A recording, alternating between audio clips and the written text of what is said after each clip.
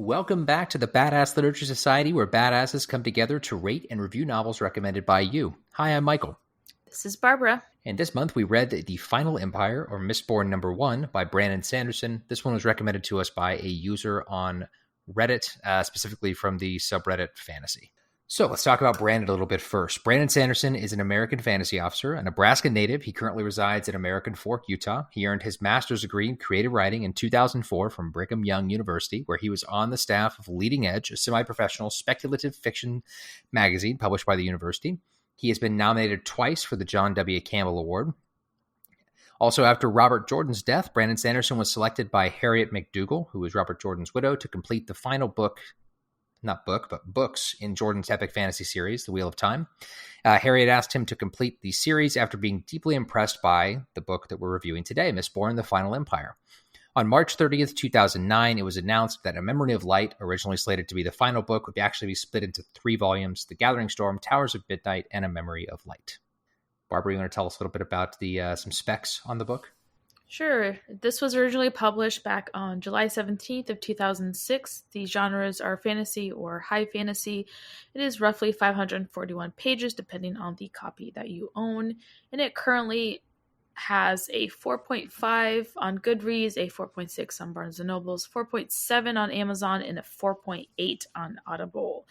And at the time of this recording, it has not been nominated or won any awards, at least none that I could find. But the audiobook does, and it has been nominated. I think it actually even has won some awards, but I'm not going to list those here because we're strictly dealing with the book and audio. Also, we think it's important for our readers to know what, if any, representation are in the books we read. So for this book, there are some supporting POC characters, no LGBTQ plus characters, and one supporting character with a disability.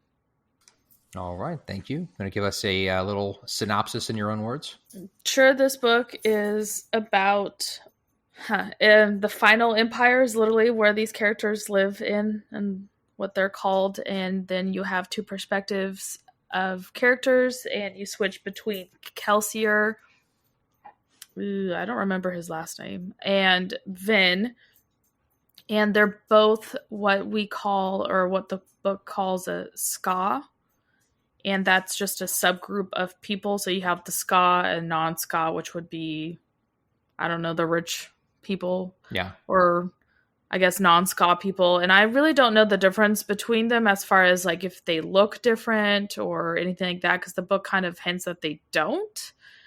And it's pretty much the Kelsier is a Mistborn, and that is someone who can use all the magic system in the book uses metals, like, iron, pewter, that gold, that kind of stuff.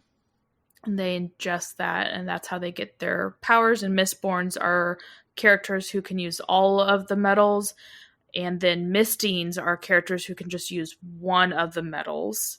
And so essentially it's Kelsier, and he gets a little band of people to try to overthrow the final empire and the Lord Ruler, who's been ruling for like thousands of years. And it's kind of like a little heist, but not really a heist. I feel like that was a little misleading.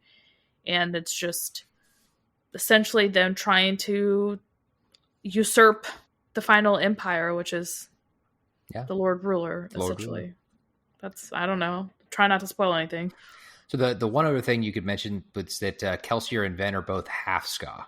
Well, I didn't want to ruin that. That's on the back of the book. Oh, is it? Okay, I didn't know that. Yeah. So yes, both of them are half-Skaa. So that means they're, that means that they're part Skaa and then part nobility. Because, well, spoilers. So we're not going to get into that. So, but yes, they're later. Both of them are.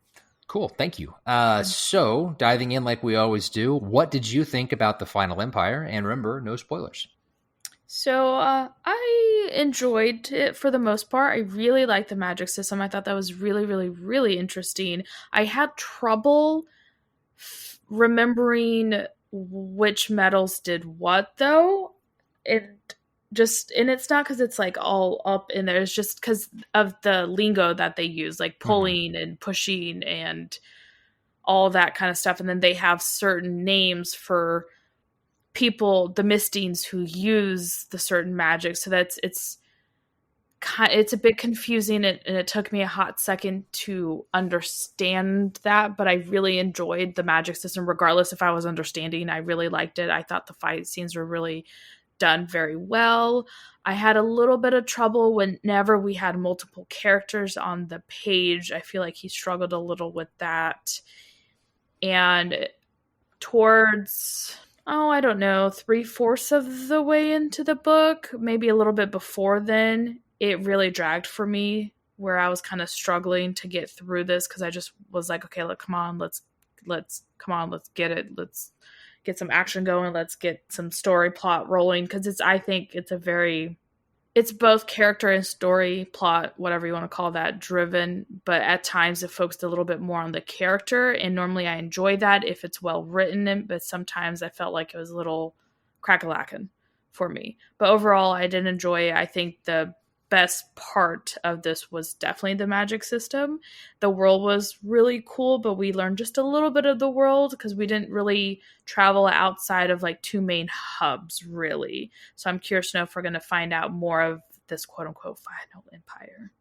I'm thinking we probably will, but yeah. So I mean, I loved the book. Not shocking, probably to any of you. It's a fantasy book. It's by one of my favorite authors. I was really excited to read this one, so I absolutely loved it. I think that I agree with Barbara, there were some spots that it got a little bit slow. I don't think it dragged quite as much for me as it did for her, but there were definitely some spots where you kind of were just like, all right, come on, let's pick up the pace, or let's get back to the action. As far as the magic system, I absolutely love that. I 100% agree with you. It was so detailed and so intricate, and I think that was why, like you said, it took a little bit of time to kind of get the hang of everything and understanding all the terminology. And that's one of the reasons I think I'm going to jump into the second book, like right after, for my next personal book that I read, because I want to have, I feel like I'll be able to enjoy that more if I have all that knowledge fresh, as opposed to having to relearn all of that if I, don't read book 2 until like a year from now or something. Mm-hmm, mm-hmm. Especially because you struggle with that. Correct. Yeah. Especially because I struggle with remembering stuff to begin with. So yeah, I loved it, and I'm excited to read the rest of them. I think there's 6 total now in Mistborn. He just announced a 7th book is coming out. Mm-hmm. But he's the dude that wrote the other book, Elantris, right? Mm-hmm. Yeah. So I also had an issue with his plot or pacing, because I feel like it's the same thing. It's like a little past the halfway point, 3/4 of the way, it kind of starts dragging, and you're just like, okay, come on, like let's get to the story. Let's move plot points along here. Yeah. So like I mentioned to you the other day when we were talking, you've now read his first 2 published books. Elantris was the very first one, and Final Empire was the second one. Fair enough. So I think someone who's read some of his newer stuff, it just keeps getting better. So I think that, and I actually noticed that even jumping into, because I've actually started the Well of Ascension, which is the second book, and I think that you can see some improvement even there, even though like that was only written published a year after this one, whereas this one was a year. I enjoyed the beginning of Mistborn, or Final Empire, whatever the heck it's called, but it was towards, like I said, 3/4 of the way where when it it's started just to drag. Okay, come on. So fair enough. So we're not going to go into our individual ratings at this point. As you guys know, you got to wait for that till the end. But our group score for this one was at 8.5 out of 10, which is a pretty high score for us. So that's pretty good. Moving on from there, would you recommend this book? For me, yes, absolutely. I think this is one that, unlike Elantris, I think this is one that it obviously, if you like fantasy books, it's an easy sell. But I think you could even sell this one to someone who's not as invested in fantasy, just because there's other stuff going on, like it's like a kind of like the heist things and those kinds of aspects to it. It's still set in a fantasy world, but it's not as high fantasy as Elantris or some other books that I can think of in that genre. What does that mean? It's not as high fantasy. Well, what does that mean to you? Because I think that you're using that in the wrong context. I feel like it's easier to approach than some other ones. Like I don't think it's not overwhelming in its scope, at least not at the beginning. Like it can, obviously, as you get deeper into his books, they definitely can be. But I think this could be more approachable for somebody who has maybe like a passing interest in fantasy, as opposed to like somebody who's like a hardcore fantasy lover. So I think it's a little bit easier to recommend to more people than like The Way of Kings, for instance. That's another one of his books. Like that's at like 1,000 pages. That's a tough sell for somebody who's used to reading like 300 pages, like beach romance reads. Whereas this one, I feel like you can sell a little bit easier to a broader audience. That's just my opinion. Okay. So would I recommend this? Yes. I think I would recommend this over his first one, the Elantris one, and only just because I feel like this one has enough of the action / heist and kind of a little mystery going on, more so than Elantris did. And so I feel like just if you only like fantasy, then Elantris is for you. But this one has a bit of some other things going on. So if you're not a huge high fantasy lover, I think the other aspects of the book will help in that sense. I think this book lacks with the romance aspect of it. I think this book lacks in some really great female characters because really there's just one. So I kind of struggled with that, like any fantasy books written by men. But besides that, I think I would recommend it for maybe someone who's looking into maybe instead of like dipping their toe in fantasy, maybe putting a foot in there instead. I think that would be this one. Yeah, I agree. And I mean, the other thing I forgot to mention on this with Elantris comparing the two is if you're looking for like a series to get into, this is one, like there's a lot of books you can read. Whereas Elantris, there's just one book. He's announced there's 2 more coming at some point, but like, I feel like, at least for me, I got to the end of Elantris and kind of wanted more, and there isn't more yet. Whereas with this one, there's a lot more. So that's possibly a selling point too, if that's what you're into. So for those of you that are leaving us at this point, we're getting to the end of our spoiler-free section. Don't forget to give us a rating and a review if you like us, and follow us on Facebook and Instagram. In both places, our handle is @BadassLitPod. We'd love to hear from you. If you've got a book you want us to read, let us know. Either leave us a comment, send us a DM. Now, Barbara's going to give us a short preview of what's coming up next. So next month we are reading The Diviners by Liba Bray, which was recommended to us by someone on Instagram. So here is a preview, which is from the back of the book. Something dark and evil has awakened. Evie O'Neill has been exiled from her boring old hometown and shipped off to the bustling streets of New York City. And she is positively ecstatic. It's 1926 and New York is filled with speakeasies, Ziegfeld girls, and rakish pickpockets. The only catch is that she has to live with her Uncle Will and his unhealthy obsession with the occult. Evie worries her uncle will discover her darkest secret, a supernatural power that has only brought her trouble so far. But when the police find a murdered girl branded with a cryptic symbol and Will is called to the scene, Evie realizes her gift could help catch a serial killer. As Evie jumps headlong into a dance with a murderer, other stories unfold in the city that never sleeps. A young man named Memphis is caught between 2 worlds. A chorus girl named Theta is running from her past. A student named Jericho is hiding a shocking secret. And unknown to all, something dark and evil has awakened. Bum, bum, bum. Remember, the second part of this episode is going to be an in-depth look at the Final Empire. So if you do want to read that book, please stop listening now and come back and listen to the rest when you are done.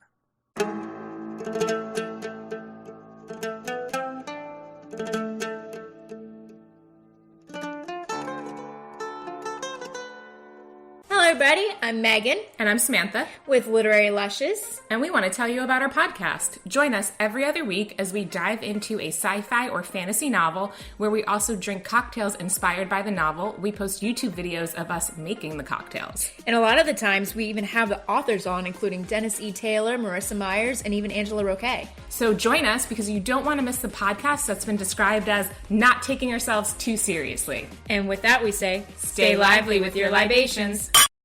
Now, for those of you sticking around for the spoilers, here we go. So we're going to jump in here like we always do at first, and we're going to give out the Badass Character Award. I was torn between these two as far as like our 2 main characters, Vin or Kelsier. And because it's a spoiler, I think Kelsier edges out just a little because he dies. Like he literally dies for the cause. And Coming I feel in like hard with the spoilers. I am. Yeah, well, that's your problem. So I feel like up until that point, Vin for sure had it for me, and then he like pretty much gave his life for the cause and something that he believed in, knowing full well he was going to do this since the beginning, Mm-hmm. that I think kind of tipped it over for me for him. So for me it would be good old Kelsier, R.I.P. So for me, it was a little bit less of a contest. I think Vin is definitely a badass, but Kelsier definitely won this for me even earlier than the point where he dies. Just when you start realizing the scope of the plan that he's put in place for this, and at the beginning, it's seemingly that like the plan is mostly just a ruse so that he can kill the Lord Ruler because he has a tiff with him. But it becomes evident pretty quickly that it's a much broader plan, and he has a much larger idea for how this should go down. And so, yeah, I think he definitely, his death included, earns the badass character. So before we get into some of our questions, I just want to kind of talk about some of the main characters and kind of go over their parts in the story and what we thought of them and things like that. And it's obvious we're going to start with the main character. I think of the two main characters, Vin would be the main because we get most of her perspective than Kelsier. Well, do you want to first, I guess, do you want to tell us a little bit about Vin before we talk about our feelings? Sure. So Vin is, like you said, one of the two main characters, if not the main character. We get most of her perspective of the book. She is, I believe, 16 when we meet her and turns 17 throughout the book. She is, like we mentioned, a half-Skaa, so her mom is the Skaa. Her father was like a high inquisitor. Is that what? I think that's right. Okay. Yes, he was. Sure, He was an inquisitor. That's correct. Okay. A high inquisitor, if not like the top high inquisitor, actually. And that is where the Mistings and Mistborn actually get their powers from, are from the nobility, their blood for some reason. And we don't figure that out as to why in this book. But yes, so that's where she gets it. She doesn't know that she is Mistborn until Kelsier tests her. And then she finds out she's a Mistborn. And not only is she a Mistborn, but she has a lot of potential as a Mistborn. Like, she's already stronger than Kelsier as far as her abilities that seem to come very natural to her. And she's only been a Mistborn, or she's only found out that she was a Mistborn. This book takes place within like a year. So like she's only been practicing at this point for like 6-7 months. Yeah. So he's very impressed with her. Besides that, she had an older brother who was abusive to her. She was essentially an orphan because orphan in the sense her daddy didn't know she was around and probably would have murdered her had he. Yeah. So she lived on the streets, and when Kelsier found her, and she turns into this badass character. The only flaw I find is her love attraction for Ellen. Boo. And that's a little about her. I guess we find out she was using her powers before she knew about them. She just didn't realize it. She was using just one of them. Right. She wasn't aware that she was using the other ones. Because you have to burn the metal. So right. to use the magic in this world, you have to burn the metal, which means one of those little lingos that you don't know about. You have to ingest the metal and then like somehow burn whatever that means, like they use it up in their tummy or something like that to be able to use that. And the only one that she was able to store, as she called it, was the soothing one, because she was inadvertently doing that when she was in like a high stakes negotiation with correct emotions, underbelly. She was playing with people's emotions essentially and getting things towards like for what she wanted. You mentioned her brother too. That was kind of a heartbreaking conclusion when you find out everything with them. So like Barbara said, the brother was abusive. He was very, very hard and mean to her. I think in some ways he kind of thought he had to be to make her tough and help her be able to survive. There's lots of arguments you could make as to whether that's a good thing or not, but I think his intentions were not negative. I think he wanted her to be strong. I still think he was. So you can still have good qualities about you and still be an awful person. True. Like he still there's no amount of he was doing this for the greater good, beating her. That there's no way. Like there's better ways of teaching someone to be quote unquote hard, Michael. And I agree with that. I'm not talking about his methods. I'm talking about like the mindset behind it. I think that his intentions weren't like, I'm going to like beat her for fun. Like, I think the intentions were good. Was it the best way to go about it? No. But when Kelsier finds her, she thinks that her brother's abandoned her. And what I was mentioning was heartbreaking at the end, as you find out that he actually didn't abandon her. He was he was caught by the Inquisitors, right? The Steel Inquisitors. Steel Inquisitors, right? And like brutally tortured and killed. And yeah. it's very rare, apparently, so that for them to not be able to get information out of someone through torture. And so the fact that he didn't break was written in a way that made it seem like that should be really impressive, that he didn't give her up. Yeah, I mean, it was interesting to see kind of her progression as a character. She starts out as I'm going to say, not really super tropey, but if you're going to throw her in a trope, it'd be like the Aladdin street rat. Like she's a street criminal. She's not doing anything like too crazy. Like she's not like, killing people for money or anything. It's mostly thieving. But yeah, she starts there and then goes into Kelsier's crew, and her task is that she has to pretend to be a noble woman and go to all these balls and stuff, which is totally the like antithesis of what she is or what she's been her whole life. Because living on the street, she chose to dress androgynously so that she would be not bothered by men and things. And if that's obviously sad that that's the case, but she did that. Nice way of putting unbothered by men, but sure. I was trying to be kind of nice about that. And so going from that and that lifestyle to watching her transform into someone who, eventually kind of enjoyed going to the balls and interacting with people, and kind of like the spy life that she was living and doing that. It was cool to see her progression as a character, both in that aspect and in, just watching her go from someone who had been taught and drilled into her head to never trust anybody, to go from that to having like a group of people that I think she considered family at the end of the book. Pretty much, because she felt sad that the whole heist was ending and then she would be alone again. And that was her biggest fear, is to be alone. So she was really scared of that happening. She's a good character. I liked her for the most part. A few scenes I wasn't too thrilled about. The whole I'm in love, insta love for Elend was a little bleh, but it is a trope and people enjoy that. So yeah, because he falls into he's not like the other boys. Like, yeah. But we'll get to Elend in a minute. But so let's talk about our other main character then, which is Kelsier. Before we talk about our feelings, do you want to again give us a little bit of background on Kelsier?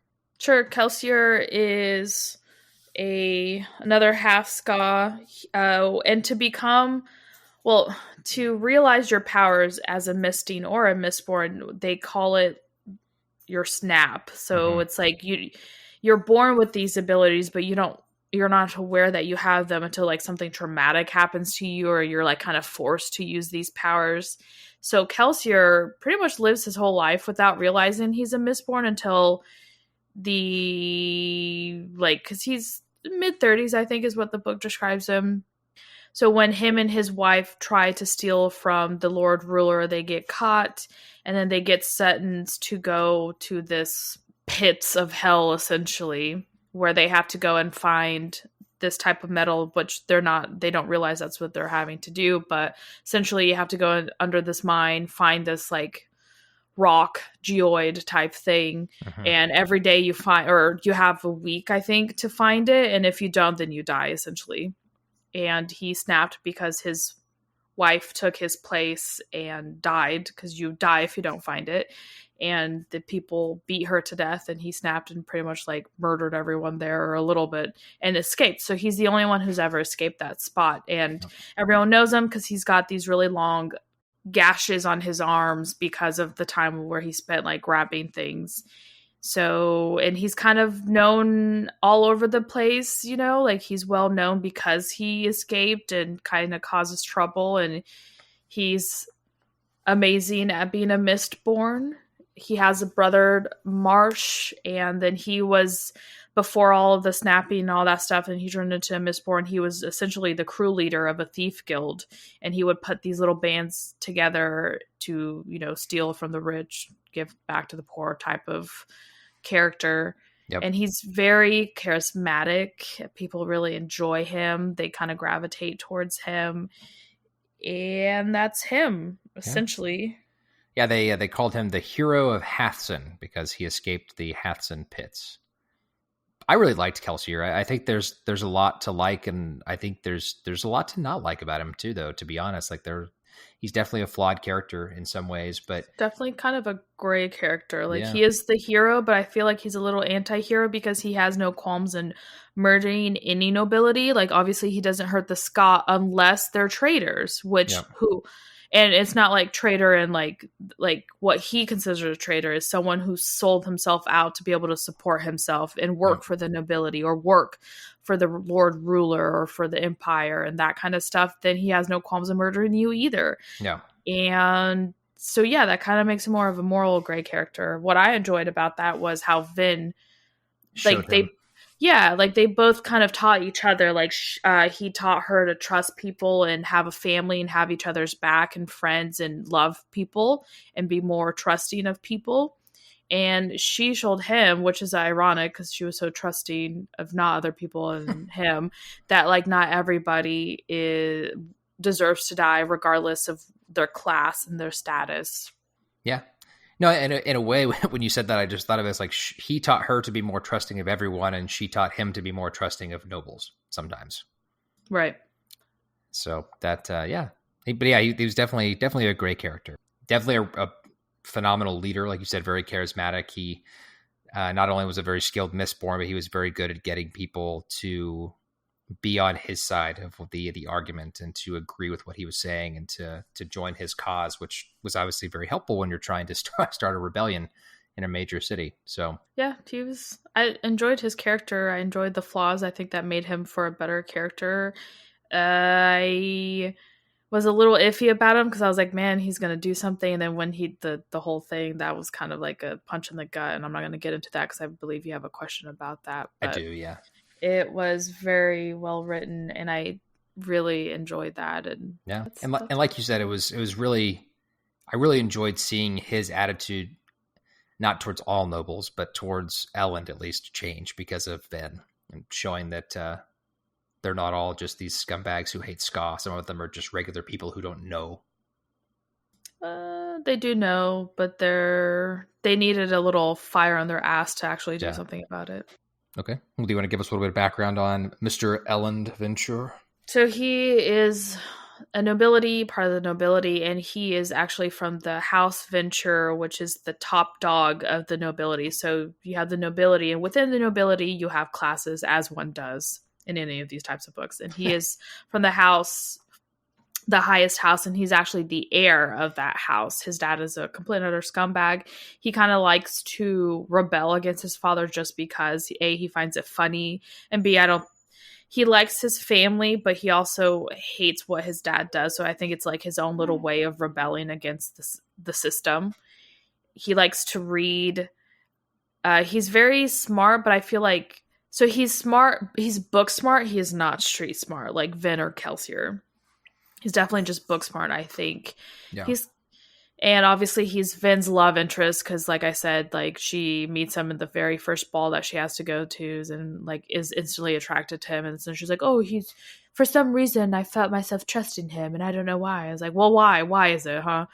But so you learn a little bit about him because you do get a few chapters in his point of view, and you learn that he's trying to, like, he's secretly reading these books that could literally have him murdered if caught with them, and he's trying to get a few of his other groups of other houses to kind of like rebel and do stuff against, like, he doesn't agree with how the Lord Ruler is ruling essentially, but he doesn't know how to go about changing that.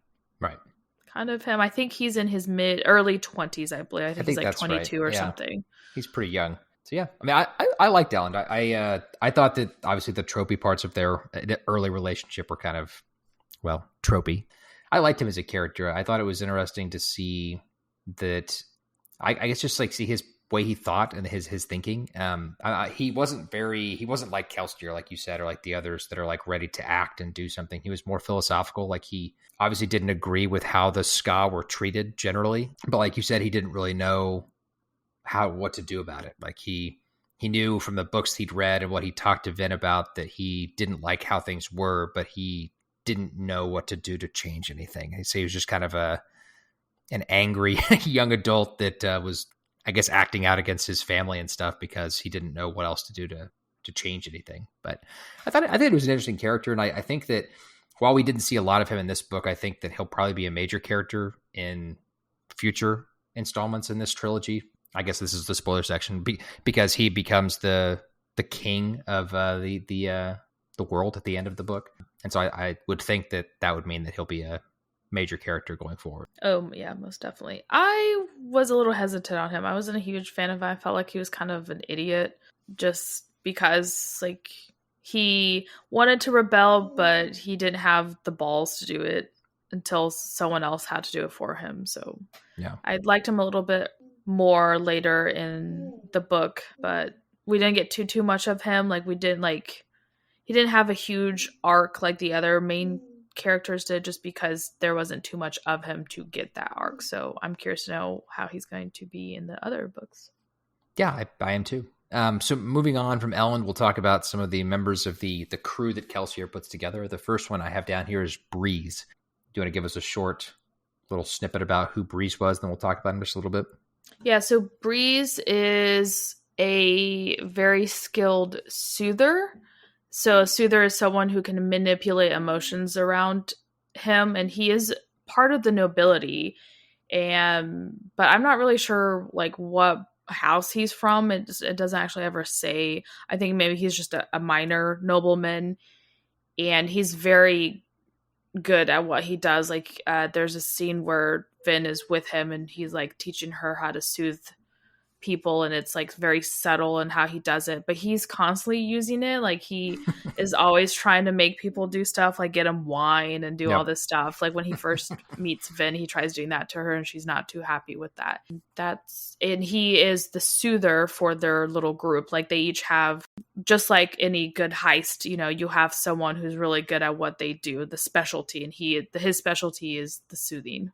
Now, you mentioned the wine thing. That was one of my favorite things that he just kind of comical things he did as a character was whenever they were somewhere where he could get somebody to bring him wine, he used his abilities to get whoever it was to bring him a bottle of wine or a glass of wine. Yeah, I mean, he was an interesting character. I think that there's not a whole lot more to say beyond what you gave us in the description. At least I don't think I have anything to add. The next crew member I've got written down here is Spook. Do you have a little snippet on Spook or Lestiborns? Yeah, so his real name is Lestiborns. I'm not really sure why. I think it's just because Spook was much easier to say than Lestiborns. That's exactly it. Kelsier couldn't pronounce his real name, so he called him Spook. He is Club's, which is another member. His nephew. I think it's his nephew. Like they're related somehow, and I believe he is a 10-eye, which means he burns 10, and 10 lets you see things. Just you can see things. Like it enhances all your senses, so you can see things better, hear things better. Yeah, all those things. Yep. And he's apparently very good at what he does as well. I think he is their main 10-eye. Yep. For all the things. And he was extremely hard to understand because he uses like slang. Yep. And I'm not sure what kind of slang it is. They always just call it like street slang is all it was ever referred to street slang. So I'm like, okay. So very confusing to understand him. He has a little unrequited crush on Vin. So I'm curious to know where that's going to go, if that's going to be something else further in the books, because he survives, so he's going to be in the next book. So he's younger too than her. He was like 14, right? No. He's like 15. She thought he was much younger just because he looked younger, but he wasn't that much younger 15. Than her. Okay. Yeah. So I just knew he was of the crew people, he was the youngest person correct on the crew, because they talked about that between more than him and Vin. They're the two younger ones. Yeah. Let's see. So the next person I've got down is Marsh. So Marsh is Kelsier's brother, and he is do they call him seekers? Like he can find people. Yep, that's correct. So he can tell when people are using the metals or using the abilities, and then you can find people that way, essentially. And I can't remember which one is it Brass? I think it's Brass. I believe it's Brass. Brass is the one that you burn to find people. But yes, he's the seeker. He is older, Kelsier's older brother. He also was in charge of the Skaa rebellion before the other character takes over, and he stopped doing that, I believe, when Kelsier and his wife got locked up and taken away, and so he kind of stopped doing that, and because of spoilers. So he works for them in their little group, and then he actually is the one that wants to infiltrate the ministry. And I think he does such a good job in doing so that they actually put him in the Steel Ministry, which is like the worst of the worst as far as the ministry. And they're like really creepy looking people, dudes. I don't think there was any female Steel Ministers. It was all dudes. And they have Steel like Inquisitor men. freaking spikes in their eyeballs, like iron spikes or something like that, where their eyes should be. And it's creepy as F the way they described it. They're and bigger too, right? Aren't they? Yeah. Well, yeah, I think. I mean, yeah, I guess. Maybe they're that's just like how I pictured it because they were so like strong, but maybe they are. Maybe they're normal sized. I think they're whatever size they're normal. I don't think the weird thing turns them any bigger. I think it's just the ones that we happen to meet are just big. Huge. Fair enough. But yeah, they're creepy. He successfully infiltrates the Steel Ministry, and at one point you think he's dead. Because you think he got caught, but I didn't. But anyways, and come to find out very late in the book that he just turned into a Steel Minister as well, and then turns on them and pretty much kills all of the Steel Minister inside this little area that we're at. Yeah, and is the one who's going to commandeer because now he's the main Steel Minister that's left over in the book. Yeah, he was a really interesting character. I really enjoyed he's the opposite of Kelsier. So where Kelsier is happy-go-lucky, very charismatic, like Marsh is the opposite. Like he's always brooding and very serious. Yeah, I liked Marsh's character too. I unlike Barbara did not predict that he was still alive. I thought he'd been found and killed. It turns out that was actually where they turned him into a Steel Inquisitor. Yes. Which is why there was blood all over the place. And the dead bodies. If you don't recognize the dead body and they don't say, oh no, this looks just like my brother. It was just a dead body and it was too scarred and disfigured to figure out who it was. You cannot assume it's who everyone else thinks it is. Right. So, but yes, that's the weird practice of turning people into the Steel Minister. Which we never got the specifics on. He just said it was a very gruesome process is all we ever. The scene you were talking about at the end where he like essentially kills all the other Steel Inquisitors was pretty cool. Because essentially in like 2 pages of the book, he kills like all these guys that were unbeatable by everybody else up to this point. Well, because he knew how to beat them. Because essentially you just have to disconnect. Like, so you think they only have those like poles in their eyeballs, but they actually have like 8 more in their body or something, like in their chest. And all you have to do is like pull the one in the back, and there you go. You murder them. Yeah, and that's what he just went pluck. I just picture him like boop, boop, boop, boop, like plucking them all off, like lee. Yeah. It was just almost laughable to see them go down that easy after like Kelsier fought and killed that one earlier in the book, and it was like a 10 or 12 page fight between the two of them. And then Marsh just wipes them all out in a few paragraphs. That's the whole. I mean, he did his job. Yeah, he sure did. I really liked his character, and I'm excited to see also where he goes in future books. But let's see who's next. Sazed. So Sazed is, I think they're called a Terisman. They're essentially a group of people that, I'm not really sure why, but they serve other people for some reason. Do you remember why? I don't remember why they do that, but they do. So they're not like so they're neither Skaa nor nobility. They're Terismen who have to like serve the nobility essentially. As on top of being a Terisman, like there's a subgroup of Terismen who they practice a different type of magic, and I don't remember how you pronounce it. It's a ferrochemist, something. Ferrochemy, yep. Yeah. So that allows him to like store things within the metal. So instead of like ingesting the metal, they like wear like earrings and bracelets and that kind of stuff, and it allows them to store things. And he specializes in religion, and I think it's just religion. Well, no, it's just religion, I believe. Yeah, that's his specialty. It's religion. Religions that once existed. Most of them. Right, so like he has like over like 700 religions or something. Like he kind of goes through those with Finn. He is tasked to help or watch over Vin, essentially. So he goes with her to the parties and kind of figures out from the other Tearsmen people like what's going on, or like the other like servants and stuff around the house, what's going on. And we find out that the Lord Ruler has been killing his kind, and not just the Tearsmen, but the the ones that practice Farrakimmy. Yep. Yeah. So he's really cool. I liked him. He's also a badass, and he's like a soft-spoken badass. Definitely a soft-spoken badass. And I loved he was very sarcastic, and I liked his sarcasm with Vin as well.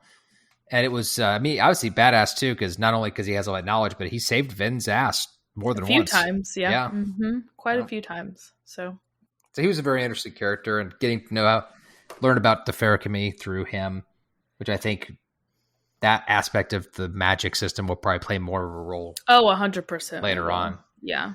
But so he was a cool character. He was. Yeah, I really liked him. Hammond or Ham. I find that's funny that he's like Ham. But anyway, so Hammond is a thug, or I think they call it. So thugs, if they're like the half-Skaa people, they're misdeeds or a pewter arm, I think. Yep. If you're the nobility, which has a nice ring to it. But essentially, you're what a thug is. Like you're the muscle. Yeah. You're the muscle of the group. So he's the muscle of their group. So he burns pewter that lets you become stronger, essentially. But yeah, that is what Ham does. He's a unique pewter armor thug in the sense that he also is very philosophical and likes he likes to debate things. And he's a really good soldier too. Not only is he like a thug, a badass in that sense, but he's also really skilled fighter without just needing that as well. Like he's their knowledgeable. He's the one who kind of trains their soldiers, their little army that they're kind of trying to build up. So. Yeah, he's got a very strategic mind for that kind of stuff. So that is Hammond. Let's see, who else do we have? The Lord Ruler. Can't forget about the Lord Ruler. Yeah, the omnipresent Lord Ruler. So you don't get too much of him in the beginning. You just know, so Vin accidentally steals his little diary, and you kind of get an idea of who he is. And he kind of seems like a complete 180 different character when you're reading this diary, because he's like full of self-doubts, because he's supposed to be like this hero who's supposed to save the Empire. Well, before it was an empire, because he was the one who turned into Empire, but to save the world from like this darkness. It's really literally called like the darkness. Come to find out, once again, huge spoiler, but we've already spoiled a bunch of crap. So if you're at this point and you're still trying to figure it out, that's your problem. Come to find out that the original owner of the diary, the one who wrote the diary, actually got murdered by someone that was with him, helping him, that was also a talisman and a Farrakimist person. And he murdered this kid and took his place, essentially pretended that he was the hero of the ages, because he was pissed that it wasn't a talisman, and he believed that the talisman should be the ones who are ruling over everyone else. And so he was the one who took the power for himself, that turned him into someone who could both use, what is it called? Alchemy? No, it's not alchemy. The allomancy. Allomancy, yes. So someone who can use the allomancy and the Farrakimistry. That's really confusing to say. Anyways, it is. It's hard to say. It's a dual, like he can use both. And so that made him omnipotent, essentially. So he can live for thousands of years like he has been, because he can store like eons of lifetime in his little bracelet, and then like use it whenever he needs it. And then the rest of the day when he's hidden, he like turns into like a meek little old man to store that to appear better than he really is. Which is a very vain use of his power, but... Well, no, because then he appears like he doesn't age, Michael. That's not vain. It's just so you... He essentially... He wants to appear like a god. Like, he claims he is a god because of this. He's like, I am a god, you need to fear and bow and all this thing, and that's how you do that. Fair enough. And he pretty much imprisoned all these people because of that, because he thought he should be ruling over everybody. And it was a really cool twist to figure that out, because like the person that you're reading like the novel, like, and everyone's like, God, he doesn't even seem like this Lord Ruler who he became. Like, what happened to him on all this stuff? Well, come to find out, he was murdered, and it's not even him. So that's why.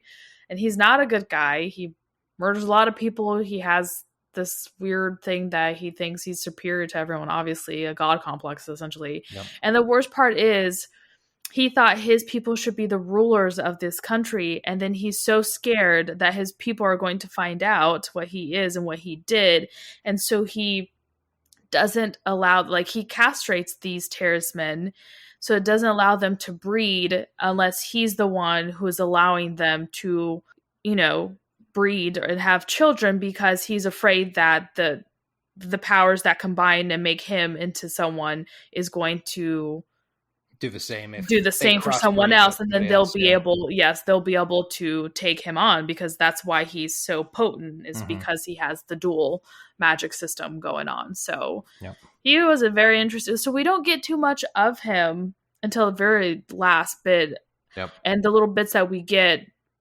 from the book, once we get that Vin steals the book, you learn that it's not him. So I thought he was really interesting. I was hoping it wasn't going to turn into one of those things where he's essentially the evil character or the bad guy of the book, and then you don't get anything till like the very last second. I always hate when they do that, but I feel like this was a good way of doing that, because you think you're finding out more about him and you're kind of like, what the heck happened? Like he seemed so unsure of himself and all this stuff, and I thought that was very well done.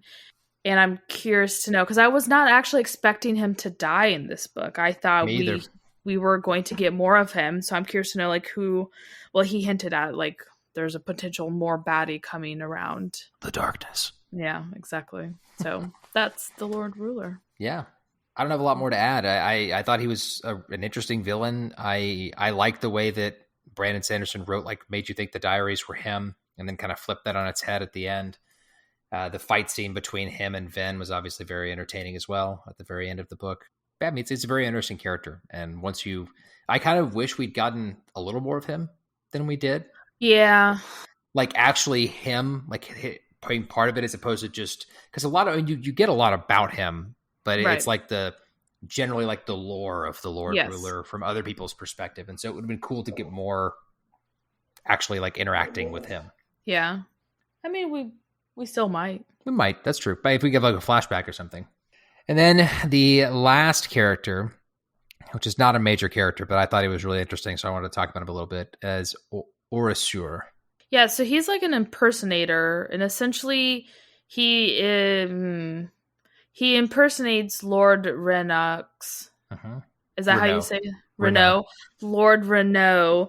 Who Vin is pretending to be like his like faraway niece or something like that, and they kind of use him to like against the nobility, because he's like a minor lord who's trying to like grow his status with them. And it turns out like we know he's an imposter, but we don't know how until like literally towards the very end of the book, and it turns out that he's a Kandra. Is that right?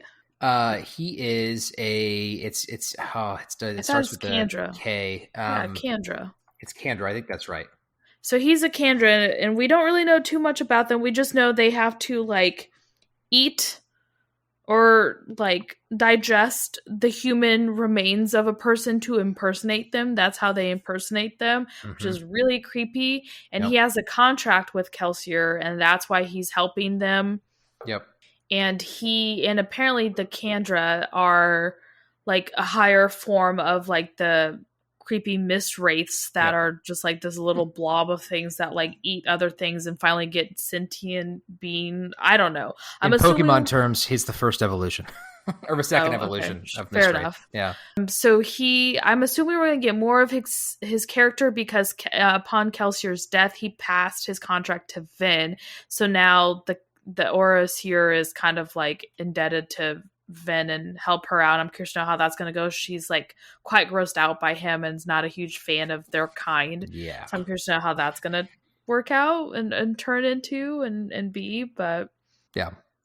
And I can't say how much more of him we're going to get, but I can confirm from reading like the first 2 chapters that he's definitely present in the second book. I don't think that's a spoiler because it's like the first 2 chapters. So I just thought he was a really interesting character, and learning about like how he can do what he does, like Barbara described, as far as like digesting the human body. And it's going to be interesting to see what he does going forward. I think we'll have to see how that all goes. But anyway, moving on from there, let's get into some of our questions. The first one is, if you were a misting and could choose one metal to control, that's one metal, Barbara, which would it be? Oh, screw off. I don't want to be a Misty. I want to be a Mistborn. Like, the fight scenes that we get with Kelsier and Vin are just so cool. like I just pictured in my head like them flipping and twirling and doing all these really cool stuff. Like it's hard to just pick one to just be a misty. Like I would be very sorely disappointed if I was just a misty. But I feel like if like you're pulling my arm and I have to, because I would love to be a Mistborn. That's what I'm doing. I'm pulling your arm. I know. Like I really so I think it would either be a pewter arm or so when like the thug or the pewter burning the pewter, or I think maybe the 10 eye. That way I can kind of like hear, like spy on people. I think that would kind of be more fun because that's the one that you can like hear, right? Like your senses are elevated, right? A 10 eye, is that what it is? Yes, the 10 increases your senses. Like your 5 senses. So I think that would be I think maybe that one actually, now that I'm thinking about it, because I thought that's the one that let you like run faster, I thought the pewter arm was the one that let you run faster, but it's not. It's the 10 eye, right? The 10 eye doesn't let you run faster. The 10 is just your senses. Well, but isn't your sense one of them like your speed? You're like moving faster? No, that's pewter as well. Pewter is all of your physical abilities, so it makes you faster, stronger. This is confusing. Okay, so then I changed my mind. I want the one that I can run fast because I think that would be cool. That way, people can't punch me, so I can just like dodge, like wah wah wah. I think that would be fun. Fair enough. So I mean, obviously, I would pick Mistborn too, Barbara, if that was an option. But the question is to pick a specific metal. I mean, pewter I think would be cool. It would also be interesting to do either like zinc or brass, like the pushing and pulling of the yeah. emotions. But I feel like if you don't have the emotions, zinc and brass is zinc inflames the emotions and brass soothes the emotions. It's the rider and the soother. I think because I feel like that's dual. Like you can only soothe versus you can't. Like I feel like that's the problem with like you want both, you know? You can just do the one. You can just do the one. So I think that's why like the pewter arm lets you kind of bypass that because it's just purely, like, and I wouldn't want it to like punch people. I literally would just want it so I could run faster. I think that would be fun. So for me, it's between brass or pewter. I mean, pewter would be pretty cool. I just think you could do more with brass. Like if you were able to like to soothe people and calm them down, like you could have a pretty large effect.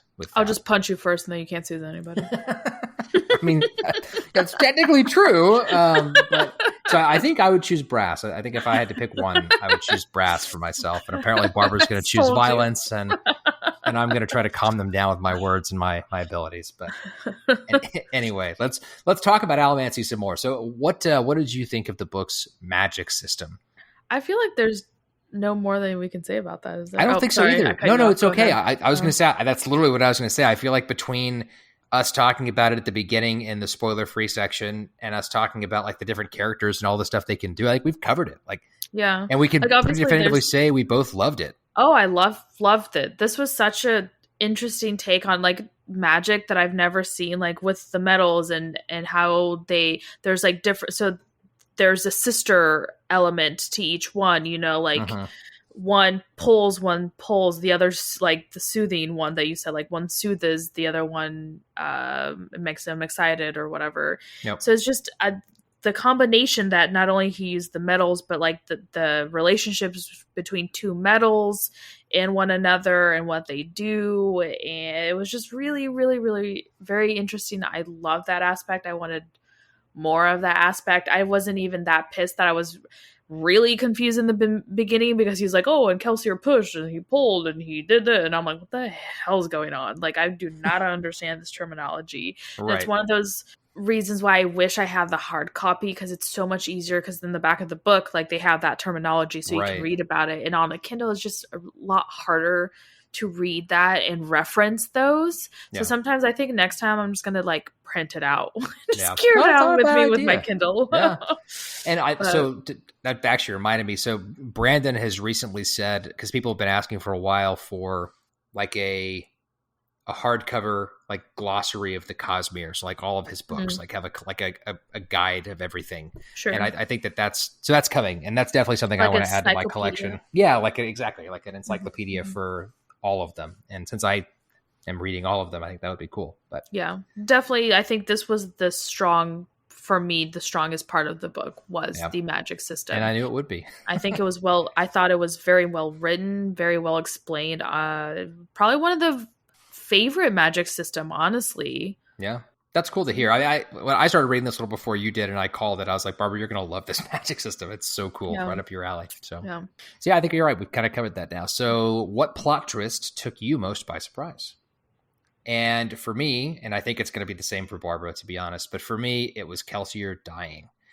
He is such a main character, and like Brandon does such a good job of making you fall in love with this character, especially with like where he's going near the end of the book. Like he kind of turns a leaf, and you see him in this last fight that he has with the Steel Inquisitor. He finally kills it, and he saves Elend, which is a big thing for him because he's so anti-noble. And even though Vin has convinced him that Elend is a good person and is different, it's a huge thing to see him like take the time during this battle to go and save Elend. And he has the mental thought like, Vin better appreciate this. But so all that goes well, and he kills the Steel Inquisitor, and you're like, oh, it's great. Like, that's okay. We're getting to like the big fight at the end. And then the Lord Ruler shows up and just instantly kills Bitch Kelsier. slaps him. He literally bitch slaps and half his face rips off. I'm like, oh my God. Yep. And then stabs him with his spear. Yeah, and kills him. Yeah, I thought that was like, I thought it was like, oh, and it's going to be a fake person, or like we're going to figure out the 11th metal was like you can duplicate your body or something. So that was just like a mirror image of him or something. And then when they're like, he's dead, I'm like, it broke me a little bit. Like, I really liked Kelsier, and I hate that I'm going to have to go through the rest of this series without him. I know. Like, yeah. I mean, I like Vin, don't get me wrong. And I came to like Elend by the end of it, but it made me sad. That was the biggest plot point. That just that plot twist screwed me up. It got me good. I mean, I love Vin because this is my one complaint about this is just she's the only female character. There's literally no other woman character in this book. Like, you get a small role of one person, and she is evil essentially and dies. Like, she's a Mistborn, and I was hoping that maybe I was thinking that like she's gonna be one of those people who's originally kind of like mean to Vin, and then turns out that they're gonna work together, and that was not the case at all. So like, we don't have other really cool, strong, not even strong female, but just female characters in general. It's just Vin. So you kind of like, as me, I gravitated towards her, and I do have my slight gripes with her, but I really liked Kelsier. So yeah, that's probably the biggest plot twist.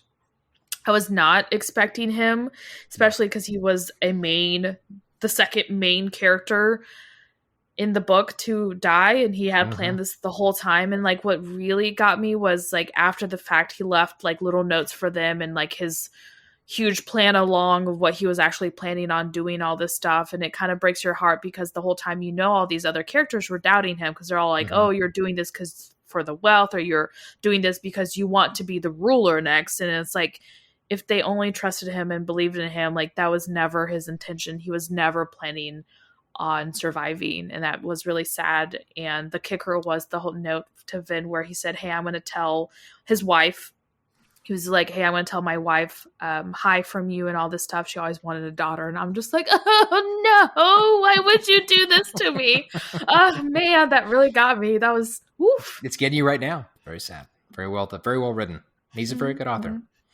So moving on from that, the next question I think is it's a more basic question because it's kind of a yes or no, or A or B. Would you rather live under the Lord Ruler's control and protection, or would you rather overthrow him in favor of an unknown government and potential attacks from the darkness or whatever's in the mist?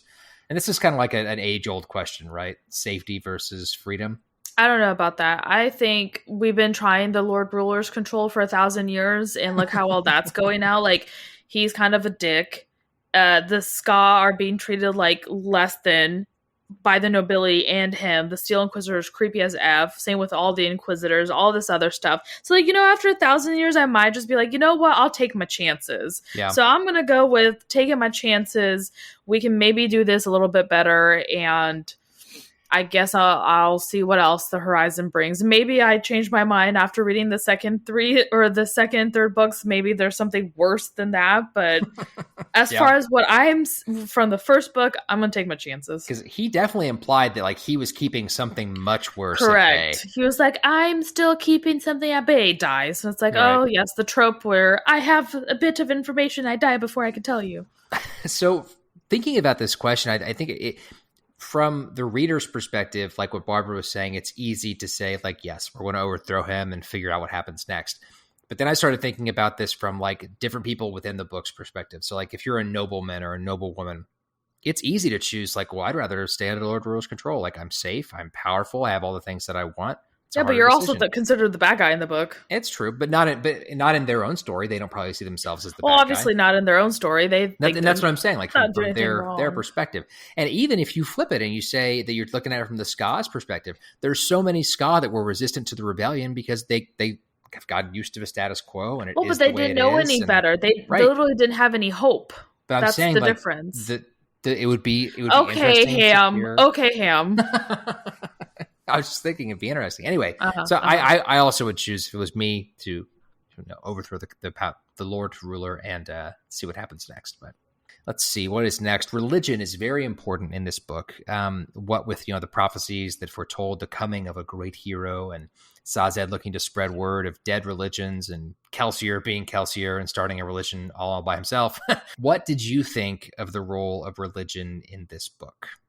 I think, religion, like the question says, religion plays a very big role. The Lord Ruler and all of everyone's belief in him is very much a religion. That's pretty much why he wiped out all of the other religions, because he wanted people to only believe in the religion that was effectively him. He is God. He will protect you. He will keep you safe. His words are right. And if he tells you you're going to be effectively a slave, then that's the right thing. His words are law, I think is what you were trying to say. His words are law. And then, flipping that over to like what Sazed and all of the religions that he knows. And it was really interesting to hear about all the random ones that he would talk about, because it seemed like Kelsier liked to ask him to tell him about a religion when he was struggling to think of something, or to when he was like brainstorming about the plot or what he needed to do next for the deal. He was stressed out. He would ask Sazed to tell me about a dead religion. It was interesting to learn about those as we go. So that was definitely a part of it. And then to see Kelsier, in a sense, become kind of like the Lord Ruler, become a god himself, because he gets people to believe in him as the hero of half-Skaa, and they think that he's unbeatable and he can't die and he's going to live forever. And you learn, obviously, that after he dies, that his real message is that his message lives forever.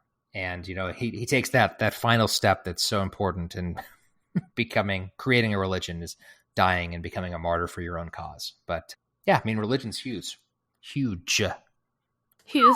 It's huge. Religion's very huge in the book. No, it's huge. It's a huge part of the book. So religion is used as a means to control people. That's essentially what the Lord Ruler does, is like, you can't believe in anything but me. And that's how you kind of beat the hope out of people. Because if you have no hope, you can't believe in something else. And that's what Kelsier literally does the opposite. Like, he knows from his talks with Sazed, and I think that's why he was always asking him about it, is like, what kept these people going after all this time? And it was the hope and the belief of something greater. And that's the religion. Kelsier's religion is literally what saves their group, what keeps the rebellion going past everything else, is the hope and the wish and the dream of something more, something different. So I don't have much else to add, except for the whole religion is the way that they controlled it. Both of them did. It is. The world ruler to control people and for them to believe in his power, and Kelsier for the opposite, and be like, you've got this in yourself you're the ones who are going to overthrow them, but you have to believe in yourself. And he gave them the cause to do that. Yeah. That's exactly right. Kelsier used his religion as just a different kind of control. And as opposed to just taking total power, he used his to show people that they could have the power for themselves. So, speaking of Kelsier, this is kind of a fun question. Is Kelsier a hero? Considering he kills people for supporting what he considers an evil regime, but those people are just supporting their families, is Kelsier justified in lying about being a god for his cause? Is it hypocritical for him to kill nobles on the basis of race and privilege, while him and almost all of his friends are half noble, like Barbara said earlier, and live comfortably? It's the age-old question, right? So is he a hero? I would say he's that gray hero, the morally gray character hero, like an anti-hero. I don't think he's your traditional hero. Like, he does bad things, under the justification that it's fine because they're bad people. Yeah. But like you said, if you were to ask those people, they're not the bad people, you know, or they're just trying to get by or support their family, and he sees that as a bad thing. And like, I think Vin kind of takes him down a notch, down a peg or two, because she's like, hey, like, you have no idea, like, you claim you hate these noble people when A, you're half, and that's where you got your power from, and B, like, you maybe grew up not great, but then you got all these, like, you stole all this money, you have all these riches, like, you're not living like most Skaa people are. Like, who are you to say all these things and be super judgy of these other people when you're kind of doing the same thing? But then you find out that he actually has been giving his wealth away to all these Skaa people. Pretty much all of it. So that kind of, you know, kind of redeems him and stuff. But definitely he's an anti-hero. And I think that is what draws me more to him, because he's the complete opposite of the other character that we read in Elantris, where he was like the ideal perfect hero. Like, he had no flaws, he was great, he was all these things. And I don't like characters like that. I prefer the ones who have more flaws and then they grow from it and learn from that. And so I guess roundabout way, is he a hero? No, he's an anti-hero, and I enjoy him for that.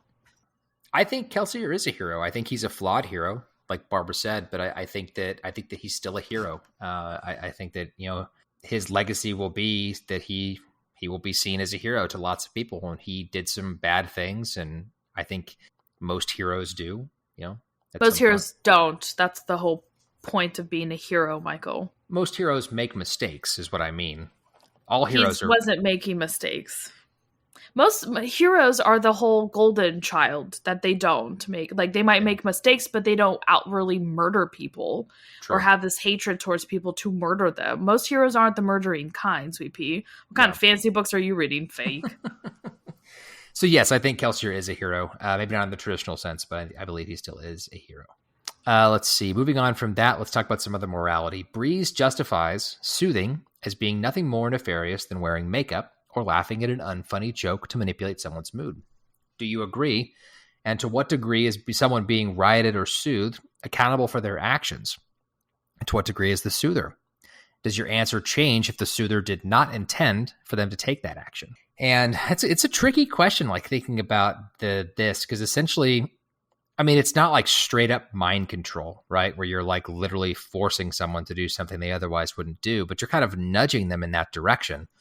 I mean, I think that Breeze is on to something when he says that, in the sense that I don't think, because it's not like he's putting things there that aren't already there. And I understand his metaphor of, you know, makeup or, you know, laughing at an unfunny joke to manipulate somebody's mood or manipulate the way, you know, they think that they're presenting themselves.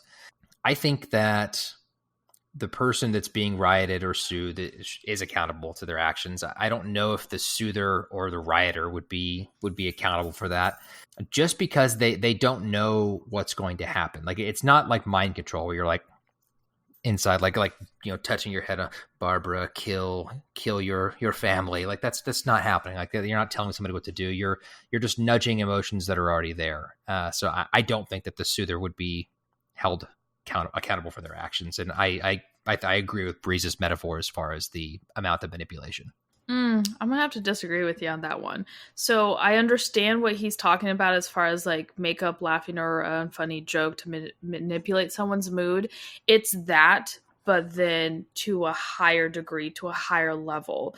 Like, you get people without abilities that can manipulate people, who are very good at talking, who are charismatic. Look at Kelsier. Without his powers, he still could probably have people follow him, just because that's the kind of personality he is. Like, he's able to say things in a certain way to manipulate people or do things that people want, like have people do things that he wants them to do.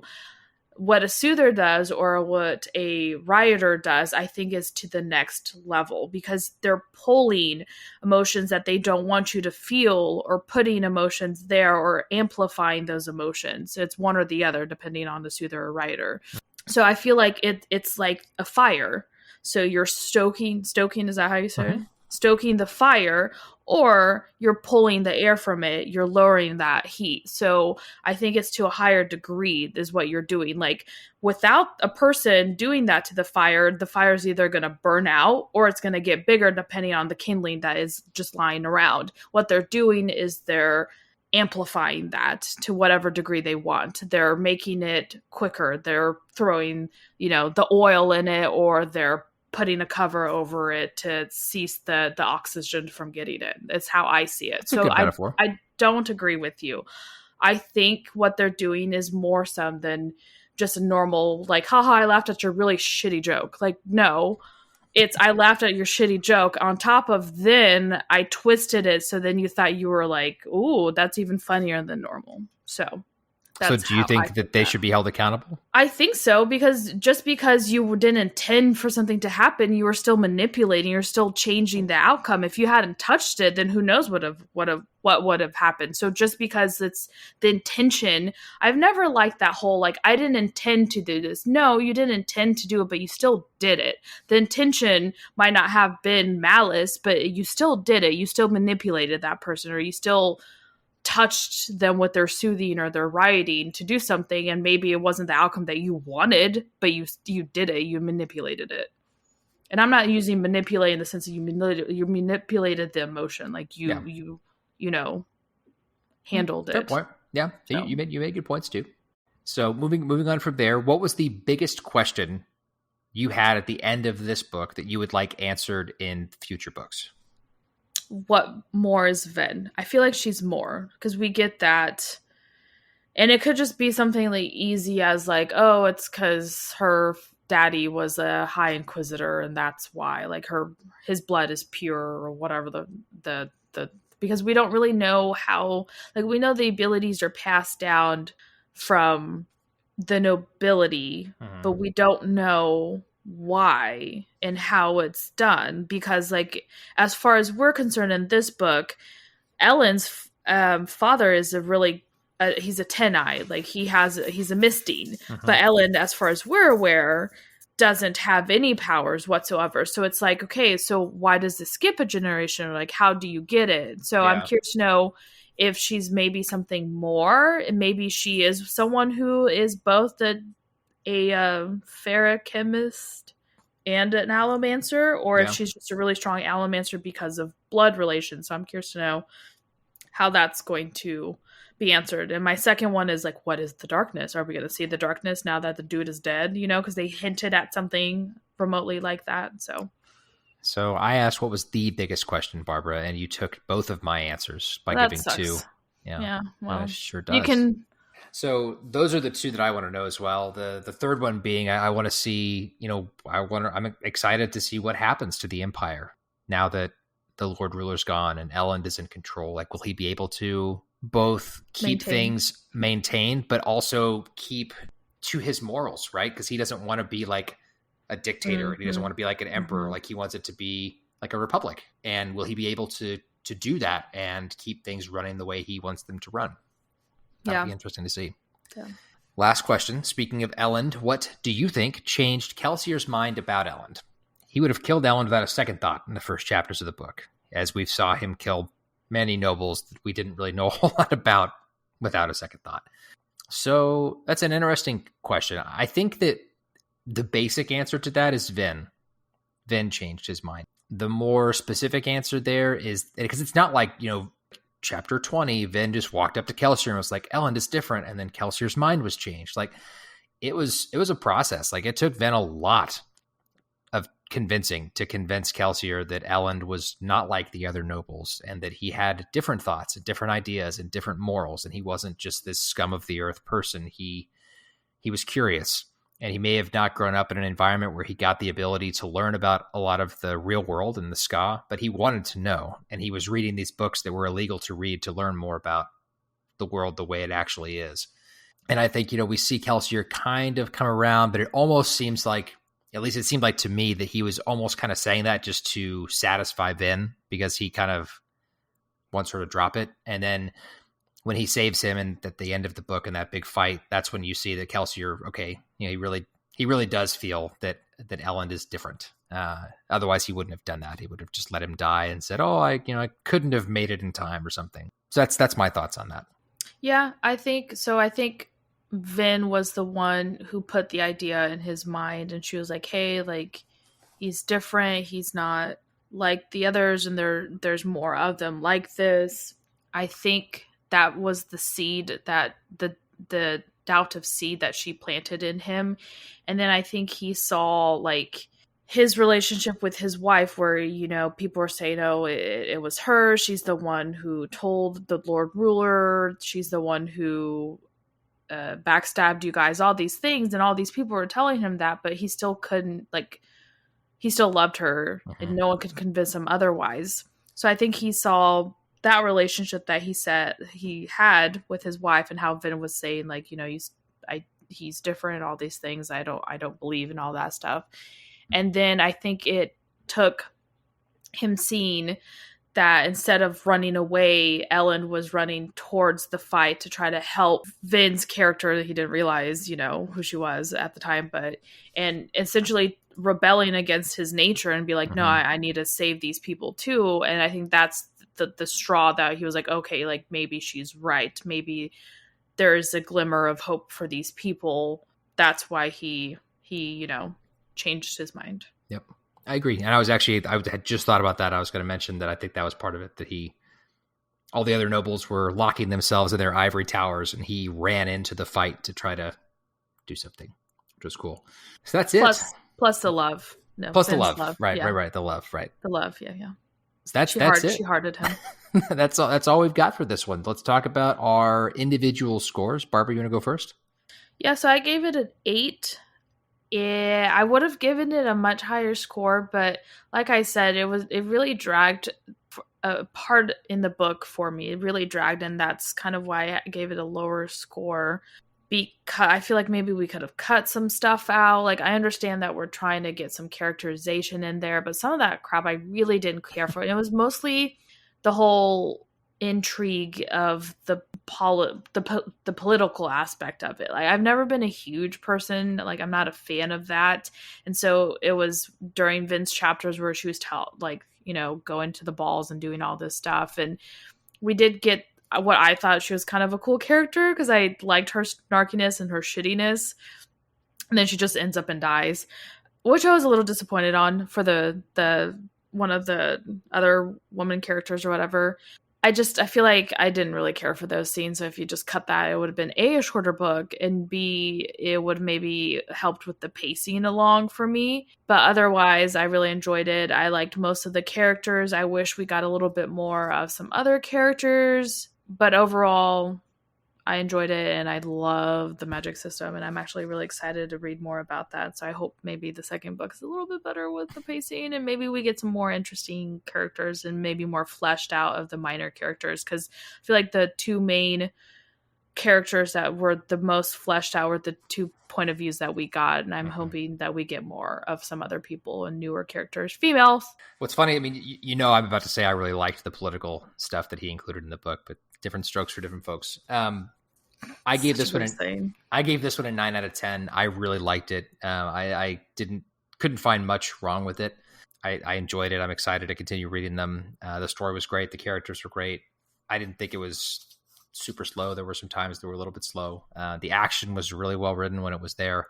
I loved the magic system. Like, I can't, if we had asked the question we used to ask of like, what did you not like about this book? I really don't know what I would say.